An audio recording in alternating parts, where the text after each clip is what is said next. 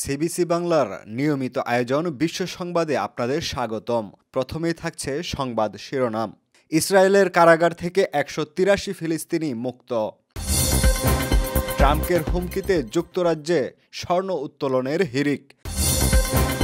Hamas নেতাদের সাথে ইরানের সর্বোচ্চ নেতার বৈঠক। রাশিয়ার বিদ্যুৎ সাম্রাজ্যে ফাটল। ইসরায়েলকে $7 বিলিয়ন অস্ত্র দিচ্ছে যুক্তরাষ্ট্র।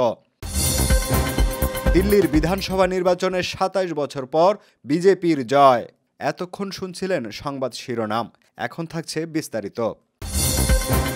ইসরায়েলের কারাগার থেকে ১৮৩ ফিলিস্তিনি মুক্ত।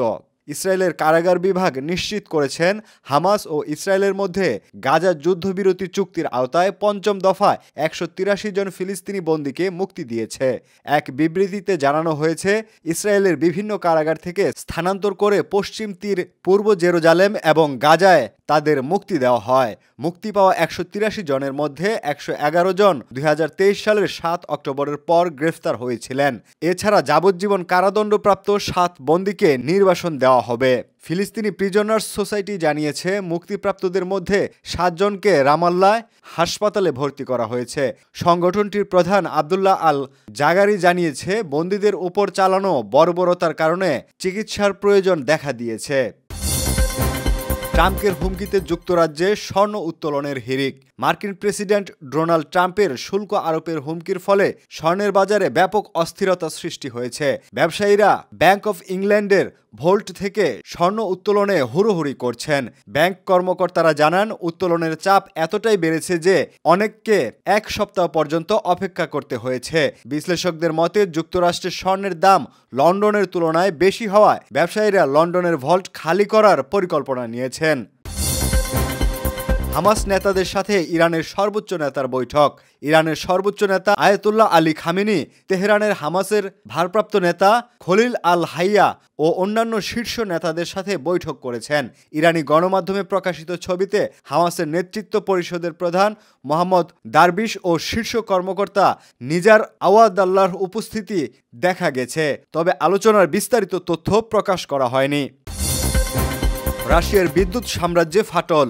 ন্যাটোভুক্ত এস্তোনিয়া, লাটভিয়া ও লিথুয়ানিয়া রাশিয়ার বিদ্যুৎ গ্রিড থেকে বিচ্ছিন্ন হওয়ার সিদ্ধান্ত নিয়েছে। ৮ ফেব্রুয়ারি থেকে তারা রাশিয়ার বিদ্যুৎ সংযোগ সম্পূর্ণভাবে ছিন্ন করেছে।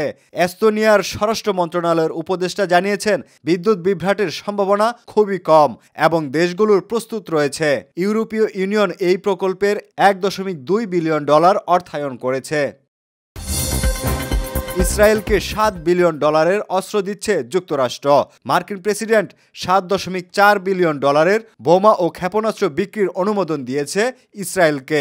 মার্কিন প্রতিরক্ষা সংস্থা জানিয়েছেন, এই অস্ত্র চুক্তি ইসরায়েলের প্রতিরক্ষা সক্ষমতা বৃদ্ধি করবে। এদিকে ইসরায়েলের প্রধানমন্ত্রী নেতানিয়াহু গাজা দখলের পরিকল্পনাকে সমর্থন করছেন এবং ফিলিস্তিনিদের গাজা ছাড়ার ব্যবস্থা নিতে সেনাবাহিনীকে নির্দেশ দিয়েছেন। দিল্লির বিধানসভা নির্বাচনে ২৭ বছর পর বিজেপির জয়। দিল্লির বিধানসভা নির্বাচনে বিজেপি ৪৮ আসনে এগিয়ে থেকে জয় লাভ করেছে। আম আদমি পার্টি পেয়েছে ২২টি আসন এবং কংগ্রেস মাত্র ১ আসনে এগিয়ে আছে।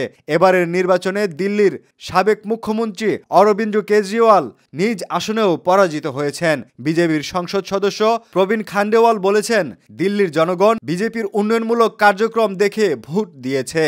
এই ছিল আজকের আয়োজন। আগামী বিশ্ব সংবাদ দেখার আমন্ত্রণ জানিয়ে আজকের মতো বিদায় নিচ্ছি। আল্লাহ হাফেজ।